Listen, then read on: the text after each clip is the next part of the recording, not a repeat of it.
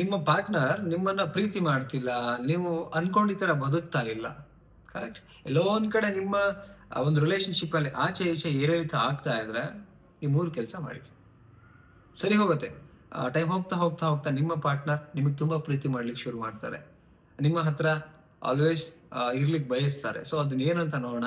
So ಅದಕ್ಕಿಂತ ಮುಂಚೆ first ನಮ್ಮ ಚಾನಲ್ ನೋಡ್ತಾ ಇದ್ರೆ ಸಬ್ಸ್ಕ್ರೈಬ್ ಮಾಡಿ, ಸಪೋರ್ಟ್ ಮಾಡಿ. ಅಂಡ್ ಕೌನ್ಸಿಲಿಂಗ್ ಬೇಕು ಅಂದ್ರೆ ವಾಟ್ಸ್ಆಪ್ ನಂಬರ್ ಕೊಟ್ಟಿದ್ದೀನಿ. ಕಾಂಟ್ಯಾಕ್ಟ್ ಮಾಡಿ, ಪ್ರೊಸೀಜರ್ ತಿಳ್ಕೊಳ್ಳಿ. ಬಟ್ ಫೀಸ್ ಇರುತ್ತೆ, ಫ್ರೀ ಇರಲ್ಲ. ಅಂಡ್ ಕೊನೆ ತನಕ ನೋಡಿದ್ರೆ ನಿಮ್ಮ ಪಾರ್ಟ್ನರ್ ನಿಮ್ಮ ಪ್ರೀತಿನ ಬಯಸೋಕೆ ಅಥವಾ ಇಷ್ಟಪಡೋಕೆ ಏನೇನ್ ಮಾಡ್ಬೇಕು ಅಂತ ವಿಡಿಯೋದಲ್ಲಿ ಗೊತ್ತಾಗತ್ತೆ ಅಂತ ಹೇಳ್ತಾ, ಮೊದಲನೇ ಪಾಯಿಂಟ್, ಕೇಳೋದನ್ನ ಶುರು ಮಾಡಿ. ಯಾವತ್ತೂ ನಿಮ್ಮ ಪಾರ್ಟ್ನರ್ ಹುಡುಗ ಇರ್ಬೋದು, ಹುಡುಗಿ ಇರ್ಬೋದು, ಯಾರೇ ಇರ್ಬೋದು, ಅವ್ರು ಏನ್ ಹೇಳ್ತಾರೆ ಫಸ್ಟ್ ಕೇಳಿ. ಯಾಕಂದ್ರೆ ಮಾತಾಡೋದು ಏನಿರುತ್ತಲ್ಲ ಅದನ್ನ ನಿಲ್ಲಿಸಿ ಅವ್ರ ಮಾತು ಕೇಳೋದು ತುಂಬಾ ಮುಖ್ಯ ಆಗಿರುತ್ತೆ. ಯಾವಾಗ ಅವ್ರ ಮಾತು ಕೇಳ್ತೀರಿ, ಎಮೋಷನಲಿ ನಿಮಗೆ ಅದು ಕನೆಕ್ಟ್ ಆಗ್ತಾರೆ. ಯಾವಾಗ ನಿಮ್ಮೊಟ್ಟಿಗೆ ಎಮೋಷನಲಿ ಕನೆಕ್ಟ್ ಆಗ್ತಾರೆ ಒಬ್ಬ ಮನುಷ್ಯ, ನಿಜವಾಗ್ಲೂ ಅವ್ರು ಬೇರೆ ಯಾರ ಹತ್ರ ಕೂಡ ನಿಮಗೆ ಹತ್ರ ಆದಷ್ಟು ಬೇರೆಯವ್ರಿಗೆ ಹತ್ರ ಆಗ್ಲಿಕ್ಕೆ ಸಾಧ್ಯ ಇಲ್ಲ. ಯಾಕೆ ಈ ಮಾತು ಹೇಳ್ತೀನಿ ಅಂತ ಹೇಳಿದ್ರೆ, ಇಲ್ಲಿ ಬಹಳ ಕಮ್ಮಿ ಜನ ಕೇಳಿಕ್ಕಿರುವಂತದ್ದು. ನೀವು ನಿಮ್ಮ ಜೊತೆಗಿರ್ತಕ್ಕಂಥ ಸಂಗಾತಿನೇನು ಹತ್ರ ಮಾಡ್ಕೋಬೇಕಂದ್ರೆ ಅವರ ನೋವುಗಳನ್ನ ಕೇಳಿ. ಅವರಲ್ಲಿ ಆಗ್ತಿರುವಂತ ಪ್ರಾಬ್ಲಮ್ಗಳು, ಅದು ಆರೋಗ್ಯದ ನೋವು ಇರ್ಬೋದು, ವರ್ಕ್ ಪ್ರೆಷರ್ ಇರ್ಬೋದು, ಅಥವಾ ಮನಸ್ಸಲ್ಲಿ ಏನೋ ಆಸೆಗಳಿರ್ಬೋದು, ಕನಸಿರ್ಬೋದು, ಇದನ್ನ ಕೇಳಿ ಫಸ್ಟ್.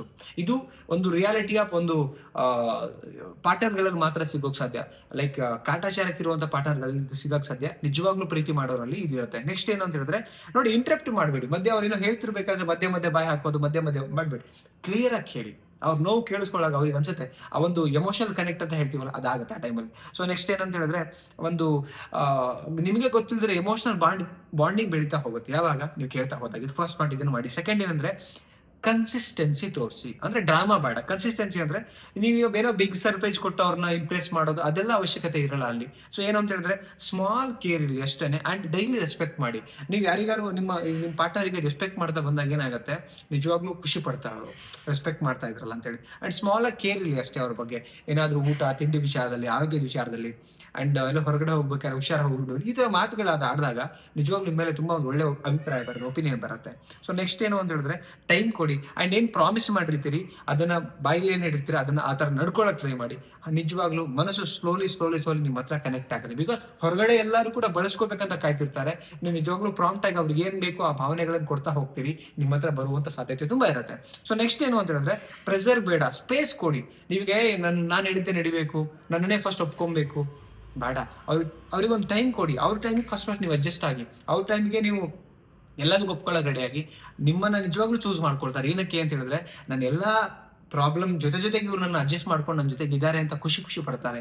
ಯಾವತ್ತೂ ನಾವ್ ಯಾವಾಗ ಒಂದು ಸ್ಪೇಸ್ ಕೊಟ್ಬಿಟ್ಟು, ಅವರ ಒಂದು ಟೈಮ್ ಫ್ರೀಡಮ್ ಕೊಟ್ಬಿಟ್ಟು ಅವರೊಟ್ಟಿಗೆ ಅಡ್ಜಸ್ಟ್ ಆಗ್ತೀವಲ್ಲ, ನಿಜವಾಗ್ಲೂ ನಮ್ಮನ್ನು ಕೇರ್ ಮಾಡ್ತಾರೆ, ನಮ್ಮ ಮೇಲೆ ಗೌರವ ಇಟ್ಕೊಳ್ತಾರೆ, ನಮ್ಮನ್ನು ಪ್ರೀತಿನೂ ಕೂಡ ಮಾಡ್ಲಿಕ್ಕೆ ಶುರು ಮಾಡ್ತಾರೆ. ಇದೇ ಆಕ್ಚುಲಿ ಪ್ರೀತಿಗೆ ಬೇಕಾಗಿರೋದು. ನೀವೇನೋ ಒಂದು ಇಂಪ್ರೆಸ್ ಮಾಡೋದು ಅಥವಾ ಮತ್ತೊಂದು ಇನ್ನೊಂದು ಯಾವುದು ನಡೆಯಲ್ಲ ಟ್ರೂ ರಿಲೇಶನ್ಶಿಪ್ಗೆ. ಸ್ನೇಹಿತರೆ, ವಿಡಿಯೋ ನೋಡಿದ್ರಲ್ಲ, ಇಟ್ಸ್ ಎಕ್ಸಾಕ್ಟ್ಲಿ ಟ್ರೂತ್ ಇವೆಲ್ಲ ಅನ್ಸಿದ್ರೆ, ಸತ್ಯ ವಿಚಾರಗಳು ಅನ್ಸಿದ್ರೆ ಬೇಗ ಹೋಗಿ ಸಬ್ಸ್ಕ್ರೈಬ್ ಮಾಡಿ. ಇದೇ ತರದ ರಿಯಾಲಿಟಿ ವಿಡಿಯೋಗಳು ಸಿಗುತ್ತೆ. ಅಂಡ್ ನಿಜವಾಗ್ಲೂ ಖುಷಿ ಆಗಿದ್ರೆ, ನಿಮಗೆ ವಿಡಿಯೋಗಳು ಕ್ಲಾರಿಟಿ ಕೊಡ್ತಾ ಇದ್ರೆ ಕಮೆಂಟ್ ಸೆಕ್ಷನ್ ನೀವು ಕಮೆಂಟ್ ಮಾಡಿ. ಮತ್ತೊಂದು ಟಾಪಿಕ್ ಸಿಗ್ತೀನಿ. Thank you so much. ನಮಸ್ತೆ.